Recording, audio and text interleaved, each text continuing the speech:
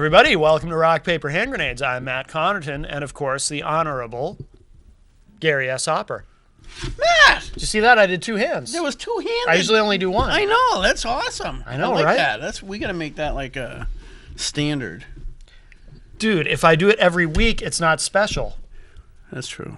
I gotta, once in a while I'll do the two hands. Hey, so anyway, tonight, because we're continuing, because I'm a Republican. Yes. And as you know, there's a war on women. So I brought 3 hand grenades tonight. 3 hand grenades. 3 hand grenade night because of our war on women. This is the one that's not usually here, right? The green one? I don't remember Correct. ever seeing this. That's Korean War. Now, do the different colors mean anything? Yes.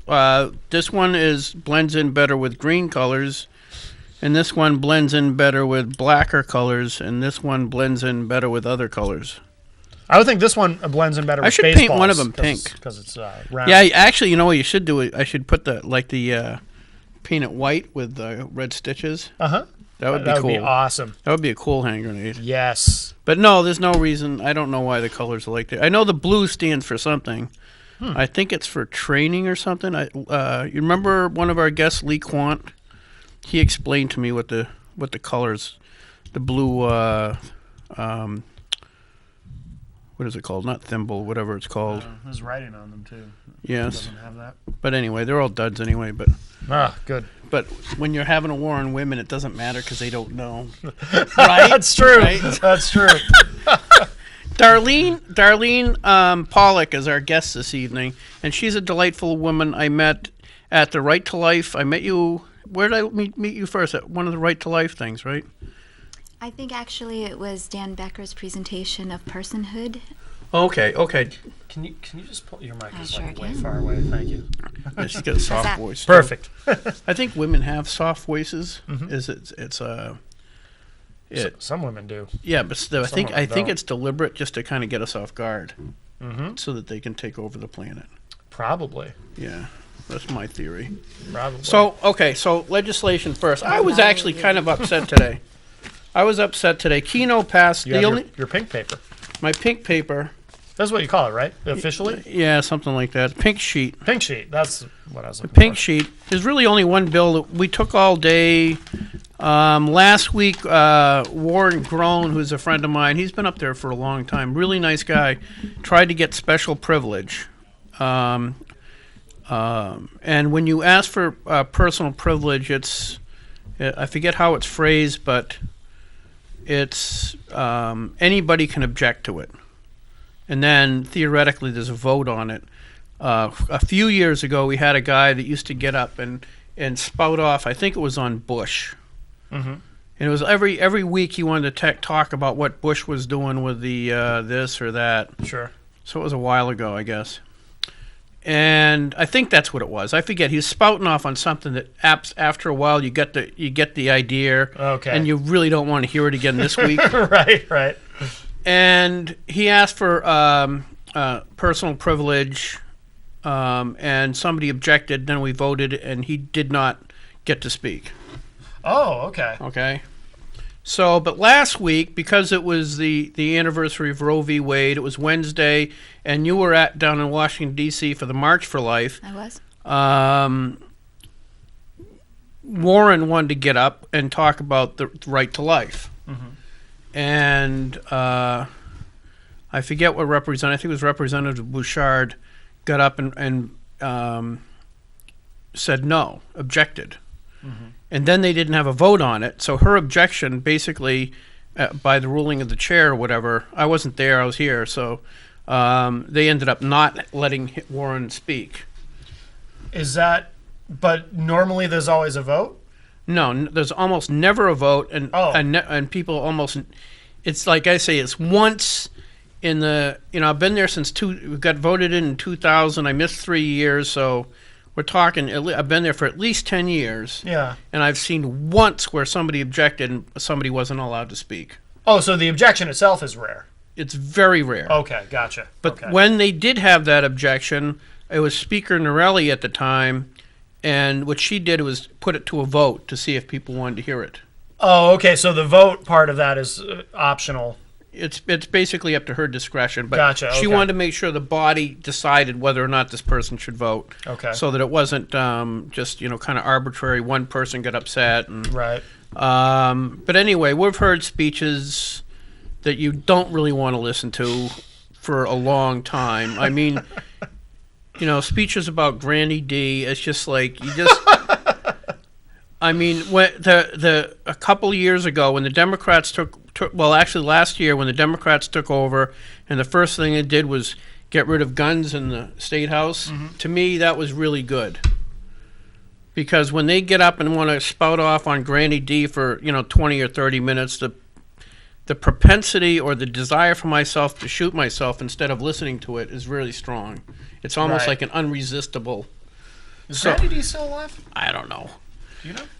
I don't. If anyone out there knows, call us. I think Yeah. she is. I don't recall hearing of her passing, but But anyway, Poor Granny D. so last week it was a big fiasco, and so today we spent some time through parliamentary procedures trying to get Warren a chance to speak this earlier today instead of waiting till the end of the session, which is typical. yeah. So that was voted down, but he so might so he never got to speak. he today might either? have this evening. I don't know. Oh, I have to okay. leave too early to do the show, and we spend so much time on silly things that Yeah. we take a lot of time. But the only vote that I think was really substantial today that was Keno gambling, which I don't know a lot about, but it's is it with a machine? yeah, it's a does it machine. involve- It used to be plug-in numbers or something like that, but now it's actually all electronic. And you go in, I guess you guess on numbers, and you wait 4 or 5 minutes, and then the number comes up, and you find out if you won or lost. And apparently it's profoundly addicting. Sure. And they've got them in Massachusetts now, and the places that are hardest hit are the low-income areas. Okay, because those are the people who have lacking in math skills, A. Yeah. Nothing personal.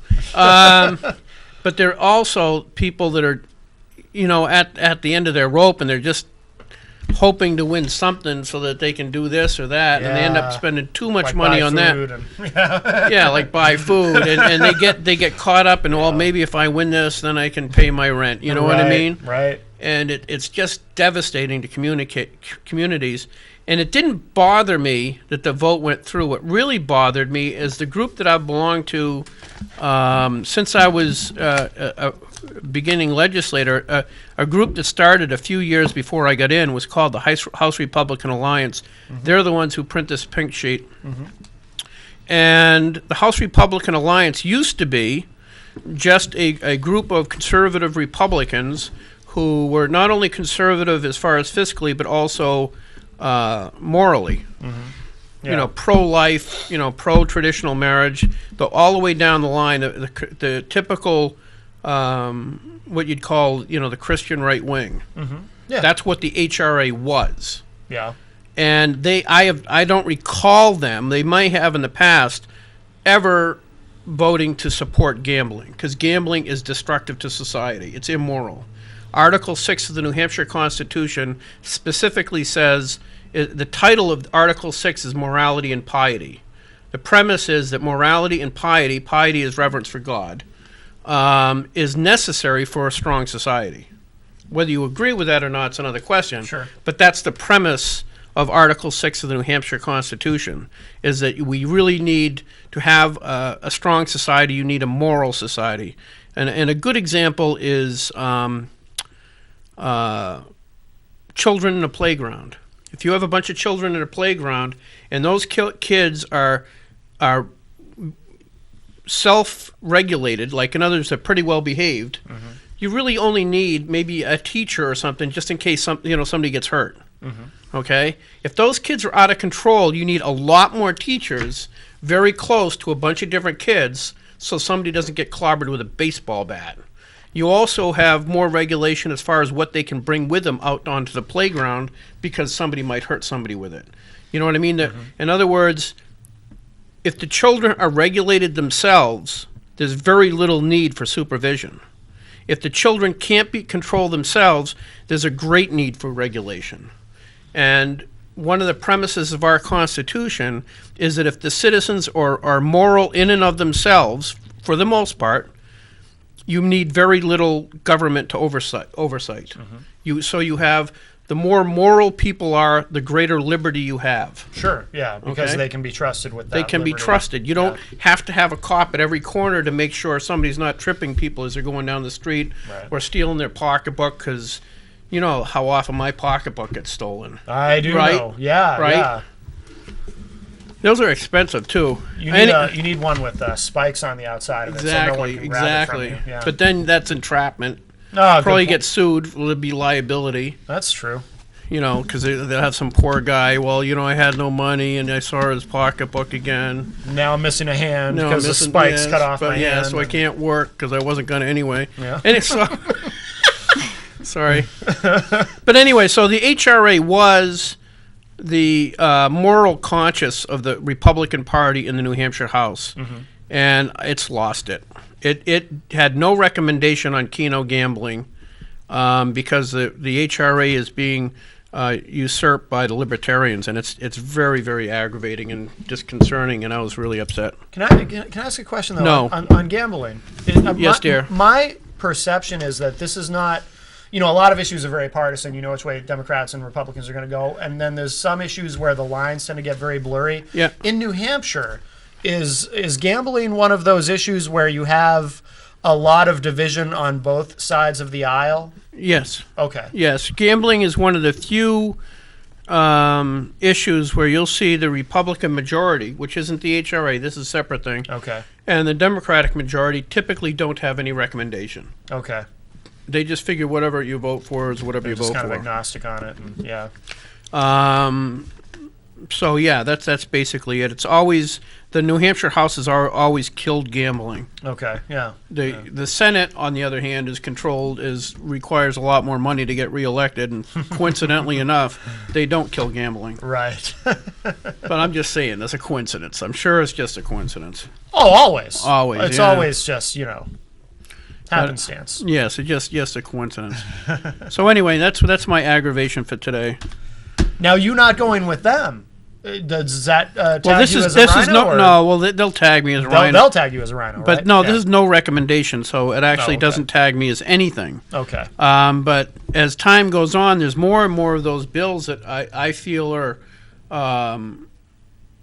morally obligated to vote a certain way, and because these are HRA is becoming more and more libertarian. Yeah. Their stance is, for instance, payday loans. Payday loans is a good example. Yeah.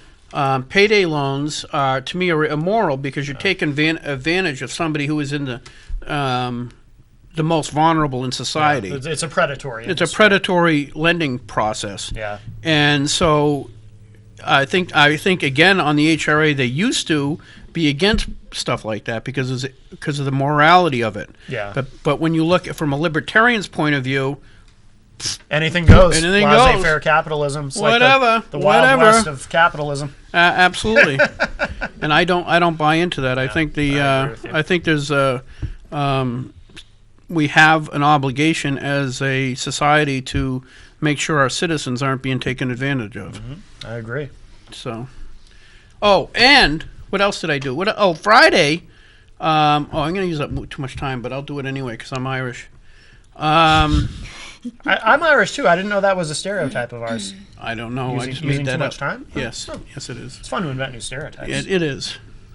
Friday, I went to the Cancer Treatment Center in Elliott because I have like a pre-cancerous stuff crap on my neck. Okay. And they gave me two options. Either I can go in for radiation treatment, or all I have to do is just drink Fukushima spring water. Oh yes. Can we say that on TV, Fukushima? I don't know if we can even. I don't know. I don't know. They're gonna bleep us, I think. I don't know, We're but on a yeah. delay. So I don't know. I don't know what the viewers thought. Maybe the Fukushima spring water is probably easier. I would have thought that would be if you're already on your way out and you just want to speed it up, like you want to euthanize yourself. You just drink the Fukushima water. Right. Yeah. Yeah, I don't know. But anyway, so they were actually really nice up there. That's the first time I've been up there, and they were really, really nice bunch of people. For something precancerous, they don't just cut that off. It's too much. It's too. Okay. Basically, they'd have to, if they wanted to cut it off, they'd have to cut my neck off from just below the chin and just above the shoulders. Take that piece out and then glue it all back on. Right. That's a lot of glue. So and then probably the easier to ties just- would be difficult Yes. because they don't make a tie that's narrow in a disc. We have to be practical about these things. Yes. So that's why. Okay. Darlene. Hello there. She's got grandkids. She looks like she's in her 20s. No and way. She's got, yes. You really? I have 2 grandchildren, 2 and 4 years So old. she had her Wow. first kid when she was 6. Uh-huh. Wow, very precocious. My Yes. goodness. Wow. Are you from the South? Wow. I wouldn't have gone Not there. touching that with a hand grenade. Well, in Kentucky. Oh, well, you Hey, can't no, because here, they're over here. Have yours. Gary, we Make can't this have even. a war on women if you're giving away the hand grenades to the enemy. Was there a thing about what is the rule against consorting with the enemy, or what do you call that? You're not Traitor. Yes, traitor. yes. I'm a It's traitor. treason right there. I'm treasonous. Yes. I know I they're know. pretty, but you can't give them hand grenades. Sorry. Yeah. Anyway, so I met you a few weeks ago, and it's really actually a cool thing. One of the I had never been to what's the writer's name again? Oh, Dan Becker. Dan Becker. I'd never heard of him, and I went to that. I think it was over at the Puritan Back the Room. Puritan back room, and we were talking about personhood. In other words, trying to reframe the argument, because the argument's always over whether it's a woman's right or to choose or not to choose. That is the question. Whether it's noble or no, it's not it. Sorry.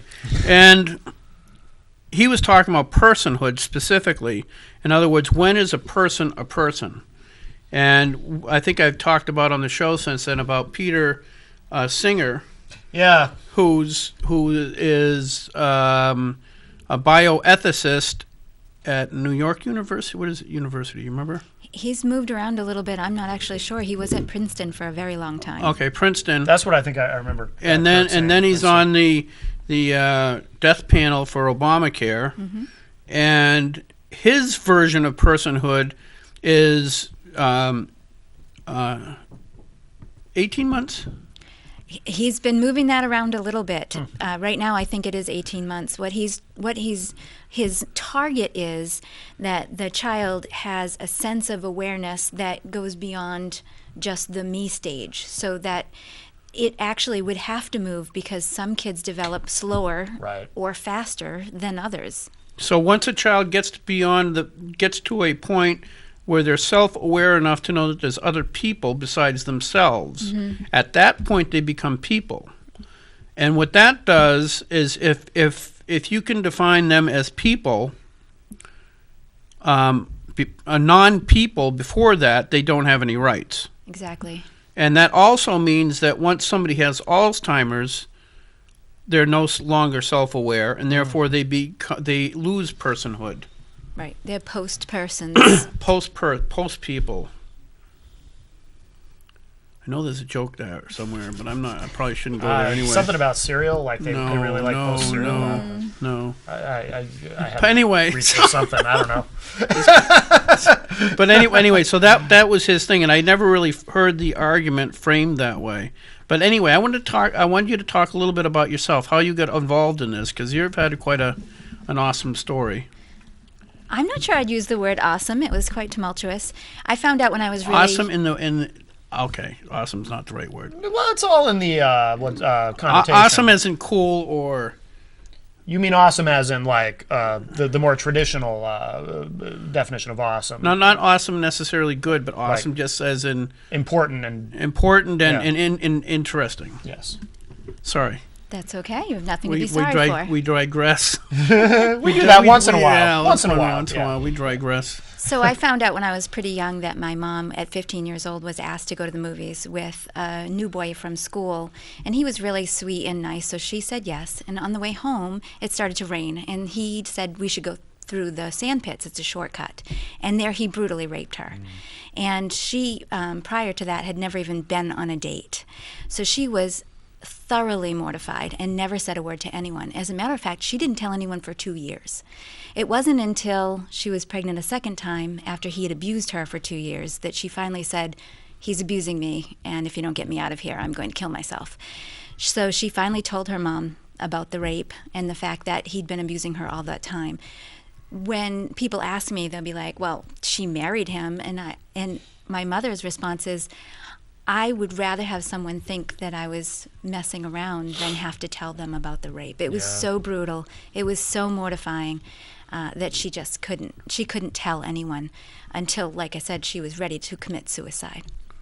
So my grandmother took her in, and yet my mother didn't realize that he would abuse us also. So my little sister and I went for visitations, and he molested us numerous times throughout the years.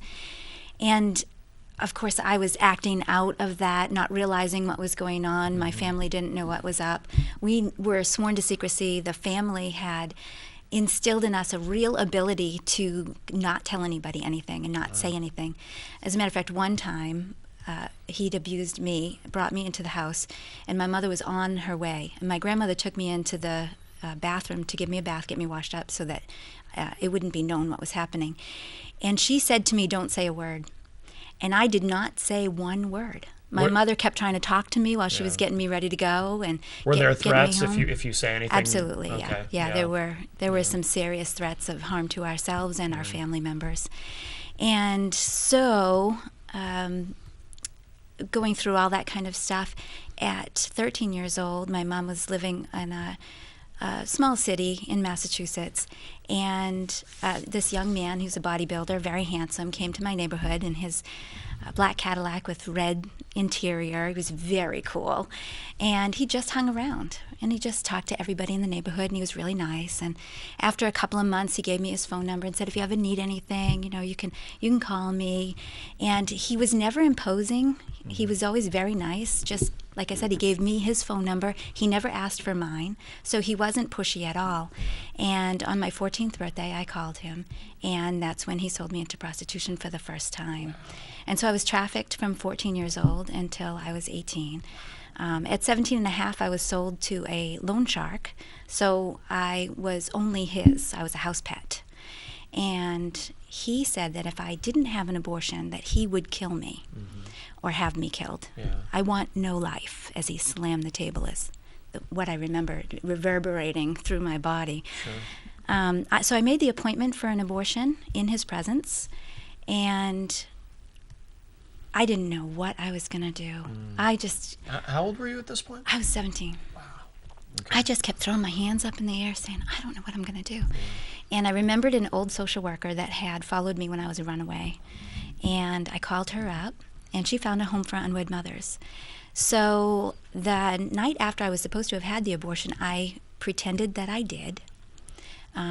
That was actually pretty easy to do, and I say that because that night prior, I'd had a dream of an abortion procedure in living color.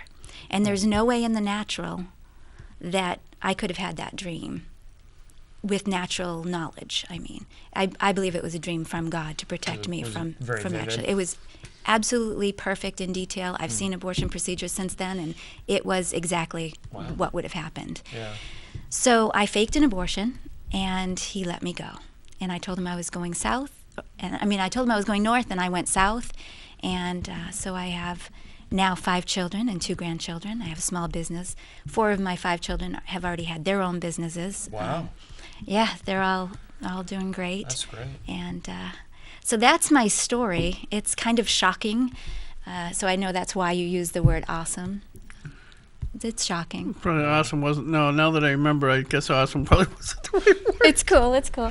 I'm such a bad person again. What's awesome is the transformation, because here I was when I was a little kid. I was a product of rape. Like everybody said that was what you were, and it was very dehumanizing. And then being molested, of course, I just was worthless and useless and just something to be used throughout all my teen years. And it wasn't until I was 18 years old that I actually knew that there really were good people in the world who really genuinely cared about other people. That it wasn't anything in it for them, that they were being good people just to be good people. Yeah. And that was a big transformation. That's hard. That's really sad that it take that long to find just anybody. And I still hear that today. In my role as president of Right to Life and as chair of the Educational Trust for a number of years, I've been in the pro-life movement now for about 20 years. I've been a nurse for 26 years. So I've come in contact with a lot of people that were in very similar circumstances. They don't know that there are good people out there who genuinely want to help other people. They think pro-lifers are in it for themselves. They want to dictate to other people. They just want to impose their beliefs. And it's really not the case. We just care about other people. We want to help them. We want to help the people with crisis pregnancies and the people who feel alone and abandoned. Yeah, it's as time goes on, I've met more and more. I've had some of them on my show. More and more people that have had that, where they're have made the other decision, which was to have the abortion, and it's like 20, 30 years later, and they're still devastated. They still get upset every time they think about it. So it's amazing. It's amazing what society has deemed as being okay, and something that's a right when it's really a wrong. It's a wrong. It is not right, and it's harmful, obviously to the unborn child, but it's also harmful to the women. It is. One of the things that we talked about before was the organization that I'm involved with now is called Save the One. And it's twofold that it's called Save the One. First of all, Jesus said if he would leave the 99 to go and save the one. And I picture his arm just reaching out for that one. And when you reach out that way, you bring them all back in. So it isn't to the exclusion of the 99. When you reach out for that one, you bring them all back in. And the second part of that is that about 1% of all abortions are done on victims of rape or incest or fetal anomalies. So that 1% are the most marginalized. They're the ones that are called the exceptions. And so Save the One is a group of men and women who are either conceived in rape or incest or have either themselves a fetal anomaly or children with fetal anomaly. And we're about 100 people across the country right now. There's about 20 of us that go around and speak and try to tell people that we're real people. We're people. Right. We're not exceptions. And that's really important. It is, because it's when you go back to the thing we were talking about earlier about personhood, and realize that just because a child of rape, it's not the child's fault. Right.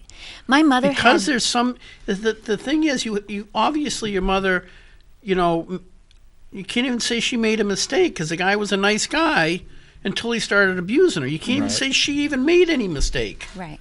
Well, she saw because me as the second girls victim. go out on dates with guys all the time. It's kind of what you're supposed to do when you're a teenager. So that wasn't a mistake. It was all his sin, but that doesn't reflect on the product. It's not that's a person. It's not a mistake.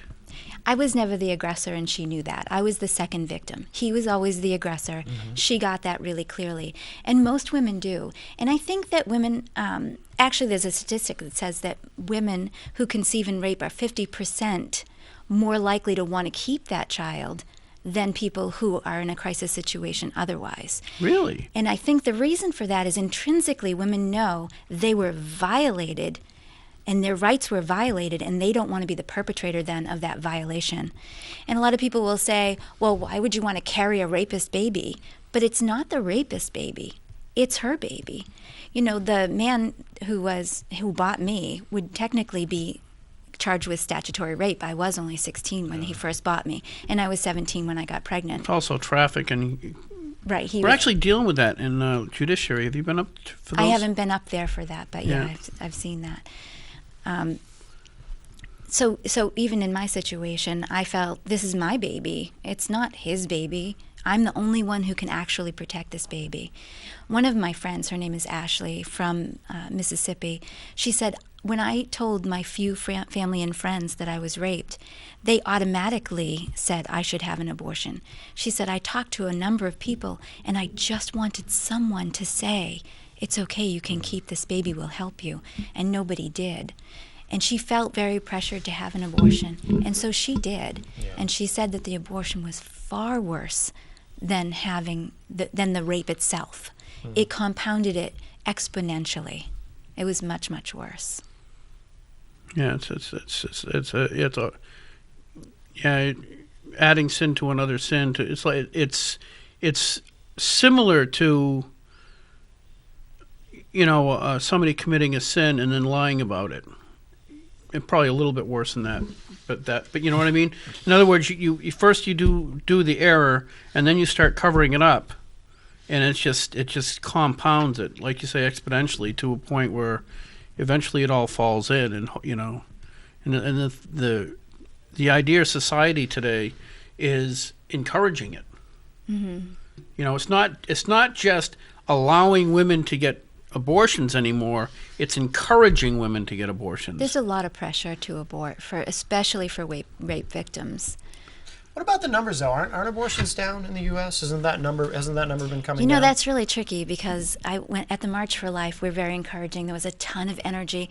The estimates were that there were probably about 700,000 marchers down there. Mm-hmm. But prior to the actual march, there are seminars, summits, and symposiums for days beforehand. And a lot of people are saying, the numbers of abortions are down, we're doing great. But I take a step back and say, are they really? Because we have chemical abortions that are being done on the internet, over the phone. Now you can get Plan B over the counter. And there's been numerous examples. For example, Lila Rose had recorded a young man pretending to force a girl to take the Plan B, and the pharmacist let him have it, and showed him how to do that and how to secure it for her. So chemical abortions are still out there, and we really don't know what their numbers are. So are we is kind of in question in my mind. I don't know if we are or not. Yeah, well, I just bring that up because if I think if the idea is that society is encouraging women to have abortions, but there are less abortions taking place, then I don't know if it necessarily bears out that they're being encouraged. I mean, I don't perceive it that way. I perceive it that way as far as, in the news and everywhere else. It's all about a woman's right to choose. Yeah. And that's on most of the national TVs and places like that. I mean, I'm kind of jaded because I hear it up in Concord all the time. Sure, yeah. And that seems to where the focus is if you looked at the last election, one of the big hallmarks of the Obama campaign was the war. That's why I was joking about the war on women. Yeah. Okay. The biggest thing was the war on women. I mean, he was making. I don't know if they're robocalls, but calls to young women saying that if you vote for Romney, you're going to lose your right to choose. Mm-hmm. So yeah, I think abortion is encouraged because it's at the point where it's considered almost like a constitutional right. I get in some people would say that it is a constitutional right relative to Roe v. Wade, but it's actually anyway. So yeah, I do believe it's actually encouraged. Well, but like Darlene's saying, is that with all the chemical abortions now, how can you possibly even know? Well, so and by the way, Darlene, I don't know if you know, I'm an independent. I'm not a Republican, and I am pro-choice. So full disclosure, just so you know where I'm coming from on this. I should have warned you. You should, yes. So we have a little balance, but I'm pretty unbalanced. I don't know. You are. I take a lot more than you. Probably. Yeah. But there's a perception among those of us non-Republicans, and this is where a lot of the war on women stuff comes from. I think that Republicans, ideally, or conservative Republicans, would like to outlaw contraception. I mean, is it the position of both of you? Because Darlene, I heard you refer to it. Is it your position that birth control, the pill, so to speak, is a form of abortion? Well, I think it depends on where you define contraception. Mm-hmm. Because Plan B is just a high dose of birth control. So if Plan B causes an abortion, then if you Yeah, but if there's also preventative things you can do so that the egg is never fertilized. So once the egg's fertilized, if there's something that expels that, that's abortion. Well, then we get into, though, does life begin at contraception or does it begin at implantation? Because birth control, the pill, and Plan B is just a very high dose of the pill, that prevents implantation. So Correct. And medically, the life begins at fertilization. That's medical. That's what you're going to find in an embryology book. That high dose of birth control pills is a high dose of birth control pills.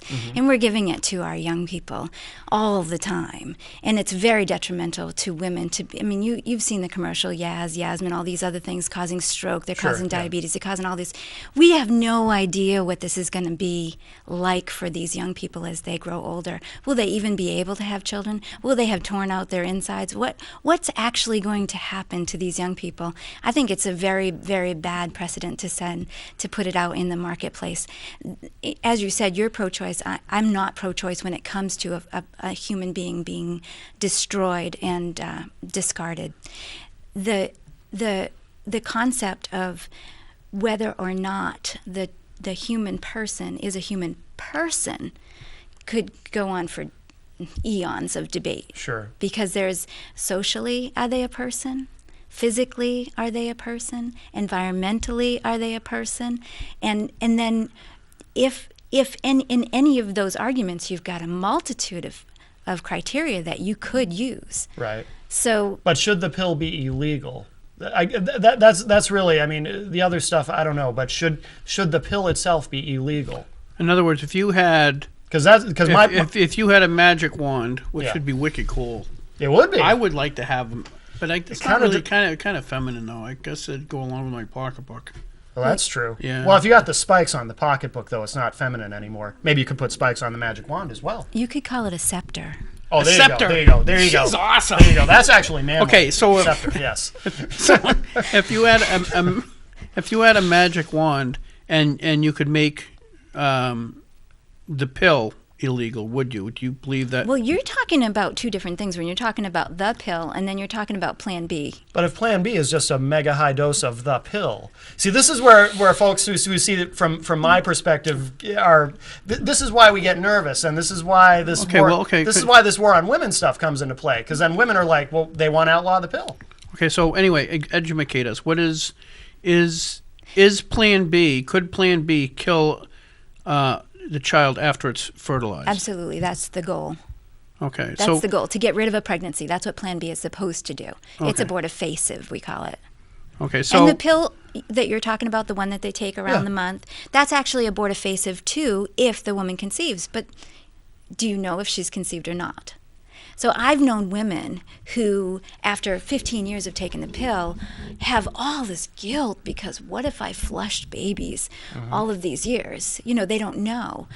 Or they've got breast cancer and they're like, I took the pill for 15 years and now I've got breast cancer. Or, they've had TIAs, which are kind of like mini strokes. They're transient ischemic attacks in their brain, and they're having difficulties with that because they've been on the pill. So would I outlaw the pill? I think that I would like to educate people a little bit more about the pill before I start giving it to teenagers. I think our teenagers are vulnerable enough without giving them the pill and Plan B over the counter. And I think that because we don't know what those effects are going to be, we should let them know that we don't know what their effects are going to be. And then even in that case, I really thought at 14 years old I was making my own decision when I called that pimp. I thought I was doing what I wanted to do. You're 14. You can't make a decision. But now that I'm older and I've got all this medical understanding, I've seen the brain scans, and I understand that the higher level executive powers aren't fully formed when you're that young. They're just not there. So when you're giving Plan B to a 15-year-old, a 16-year-old, she doesn't know what she's doing. She doesn't know what she's taking. And without the supervision of a doctor, because that's what we're talking about, Plan B is over the counter now. Right. They're not being supervised by a doctor, and sometimes they're being coerced, and sometimes they're being trafficked. And their trafficker is the one who's giving them Plan B. Do you object to Plan B if it's prescribed by a doctor? And if it's a minor, get the parent involved? Absolutely. I think the parent should be involved. And would I object personally? Absolutely. But legally? I would. Yeah, if it were up to me. But see, it's not. Well, right, but that's kind of the point of. Now, when you said the that, because that's the first time I've heard that, so I'm going to explore that because I'm curious. So you said on a 14-year-old girl. I know that they're not fully developed mentally because I've had a daughter. I still have a daughter. She's just not 14 anymore. No, she's not 14 anymore, so I don't have to deal with that part of it. But so, what would you say is not fully developed? The frontal part of the brain where the executive reasoning comes in. It's not that it's not there, it's physically there, but the connections aren't being made yet. Okay. You know, those. So what age does that actually start? Again, we're talking about development, and different people develop differently. But we're talking about, for girls, averages between 18 and 24, and for guys, it's actually 50 more or like 60. Right? Yeah, because men develop slower, right? Right. We develop slower. Yeah. It's actually between 20 and 27. Wow, See, that is a big swing. It is a big swing. It's a big no. swing. But these are brain scans that were done by the Amen clinics, and also Dr. Caroline Leaf has a whole bunch of information on that. So these are well documented ranges. It's not like somebody's opinion.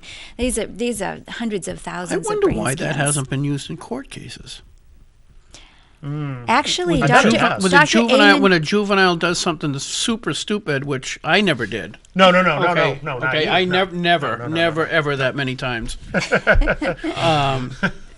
But that would explain a lot. Dr. Amen actually has testified using his brain scans for different court cases. Right. Because it just seems logical that you can't really throw somebody in jail for the rest of their life if they weren't really developmentally to a point where they could actually distinguish. That seems like a very logical argument against prosecuting somebody As an adult. as an right? adult when Yeah. they're really not. I know when my son, I think I've said this on the show before, my son was 10. And it was also because there was a lot of women around, and he's 10 years old, and there's all these ladies around, so I patted him on his little head, and I says, well, now that you're 10 years old, and because you're a guy, you're now as mature as you'll ever have to be. Right? Yeah, pretty much. That's pretty yeah, much yeah. true. I think the bar is pretty low in that regard in terms of what women expect from us. Right, and, pretty much. Yeah. I mean, if we go to work every day and come home, I mean, that's a lot. That's right. Especially these days. Yes. That's true. Yes. Sorry. I digressed again. I do that a lot. We digress a lot. We do. It's his fault, though. It is. I'm a bad influence. Yes, you are. So basically, a woman, even though theoretically, legally, she's at an age of consent, really isn't old enough. I know that when I think it was my first term, I was co-sponsor of a bill for parental notification, and that didn't go through. And it was supposed to be a dominantly Republican House. It was very, very disheartening. Then the second term, we had a super majority of Republicans, and it just squeaked by. And it was only because Benson was governor at the time that it actually made it all the way through and was signed, in which case the ACLU, I think it was, immediately took that to court to fight it. And, but you're right. You're having a 14-year-old or 15-year-old girl go on the pill and things like that. It's just you're encouraging them to do things that they probably aren't mentally prepared to do yet. Is that basically? That's my position, yeah. It's unnecessary. Yeah. Because there's things you can do to prevent it, too. You don't have to start pumping pills into young people. You know, because I know that I know from my own history that they put me on steroids since I was little, off and on steroids to deal with a lot of medical issues, and that's why I got glaucoma. Is from that and some other. That's interesting, really. Oh yeah. Oh, okay. You know, I've got a lot of side effects. You know that from the steroids, and it's maddening when you know that the pharmacy companies make this stuff up and they really don't delve into the side effects. Okay? I used to take the medication, and I remember long periods of time in my childhood where I would be so angry that I could not I could control it, but I didn't want to.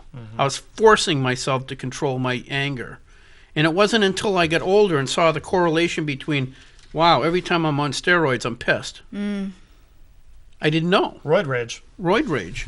And I it's bet not, you were ripped, though. No, it's not that kind of steroids. That didn't help at all. But the anger issue, like you remember a few years ago when it was actually quite a few years ago. There was a guy in I think Massachusetts who killed his girlfriend, and he was doing steroids for bodybuilding because he's on the football team.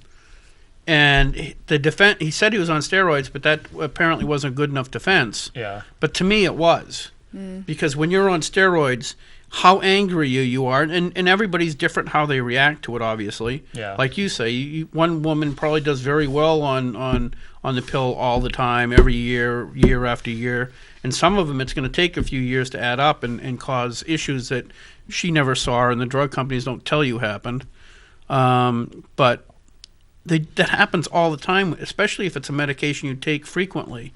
I know in the 70s when they were, I was like, anxious kind of guy, I was, hyper. They prescribed Valium for me. And in the 70s, Valium was the greatest thing in the world. I don't know if you know. I loved Valium when I was a teenager.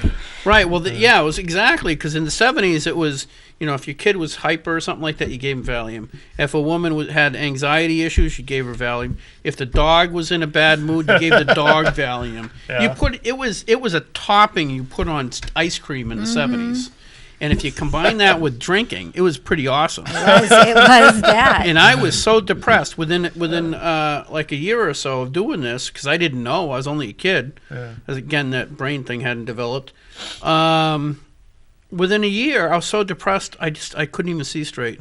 I didn't even want to wake up in the morning anymore. And they put me in the hospital, and it wasn't until I was off them for 3 days. 3 days, I couldn't sleep. Okay? And I was exercising and doing push-ups and everything else, just trying to sleep, and I couldn't. Huh. And what it was is I was basically coming down off the Valium that was, according to the pharmacy, according to the drug companies, non-addictive. But I was actually having withdrawals, so they weren't treating me for it because the pharmacies, drug companies said it wasn't addictive. And I went into a seizure, Wow. which was an awesome form of exercise, by the way. I don't know if you know that. What? We have 3 picks that you wanted to show. Oh, 3? Yes. Okay. They got them. Okay, so can you not the one that there's 3 picks that I wanted to show. One of which Darlene sent, and the other one I got off the internet. I think it's the correct thing. The first pick, though, don't bother. We'll use that next week. But the second one is a picture you took the other day. If you could put that one up. That you see it? Yeah, that's our group. That's your group? That's our okay, group. so this was last week down in Washington, D.C. And what does the pink sign say? Because I can't read it from The here. pink one says "Conceived in Rape, I Love My Life." Actually, there are 3 pink ones because the other one says "Mother from Rape, I Love My Child," and a third one, which I don't think is in that picture, says "Abortive Mother from Rape, Post-abortive from rape. Okay. I miss my child." Okay. So, and there's blue ones that say "Conceived in Rape." That was the one that our young man was holding. His name is Jim. So he had blue, the ladies had pink. That's good. I'm glad you guys figured that out because that can get embarrassing. Yes. And that's why I don't like this pink sheet. I need a blue sheet. Very emasculating, Gary. Yeah, I know. You should put it under one of the hand grenades. That's a good idea. There you go. There you go. That's good. Now, what the one after that? And I think this was from DC. This is the other one I got off of the internet. Is that from DC? Yes, it is. It's a sea Which one of are you? people. Like, which one am I? I am there, actually. You are there. I am there. How many people were at that? There's estimates about 700,000 people. Wow. It because they took a picture from Thank a you. helicopter of the number of blocks. So it was 7 blocks, and it was full Yeah. of people. It was absolutely amazing. And you were talking about whether or not people are more pro-life because there are fewer abortions. And what I would like to say, and what I thought about pointing out, was they were mostly young people. In the sea of people, there were so many high schools and colleges. There were mostly young people. Everywhere you looked, there were young people in the hotels, in the restaurants, everywhere down there for days before the march and then at the march. There were so many young people. My understanding is that Cecile Richards, I think it was, I could be wrong, the president of, it wasn't Cecile Richards because she's from Planned Parenthood. It was the president of NOW, National Organization of Women, said, "There's so many, and they're so young." Mm-hmm. And that was just before she actually resigned. So, really? and I wish I remembered her name. That was a couple but years for ago, some right? Yeah, it was just a few years ago. Because she walked. The story, if I remember correctly, is she walked out into D.C. Yeah. and walked and just saw that the same March for Life where there's so many young people. She just said, she just called it quits. Yeah. Wow. There's so many, and they're so young. Yeah. So it's very encouraging that there's still, because you don't get any media attention. It's like there's nobody that goes to that expecting to be on the nightly news. Right. Because it's not there. I know, and I've said this on the show prior to this too, as I was down there for the 2009 for the Tea Party rally. Mm-hmm. And we had at least 500,000 people. It was huge. And I'm coming back. I mean, I was tired. I'm driving back through. I think I was going through Rhode Island at the time because I couldn't afford to get a hotel, which would have been a lot nicer. Yeah, a lot nicer than driving. Yes, because we drove all the way down the night before, protested all day, and then drove home. I'm driving through New York the following morning after the rally or the protest. And national propaganda radio says, well, tens of thousands of people. Mm-hmm. It was hundreds of thousands of people. It was not tens of thousands, which is a huge difference. And then they spent twice as much time talking about Serena Williams and her tennis match. And what was the news this week, Tuesday, Wednesday? Justin Bieber, right? Justin Bieber. Yeah. So we have 700,000, or anyway, hundreds of thousands of people. Young people, young too. People, right, young people. Doing something and fighting for what they believe in. Just standing but and the learning only and being teenage educated. image you got on the news was Justin Bieber. That's typical celebrity culture, It- unfortunately. What was the other? There was another one that was, I forget what it was. Oh yeah, that was a different one, but it was celebrity culture is the variable because it was quite a few years ago. There was a massive earthquake and typhoon or something that wiped out.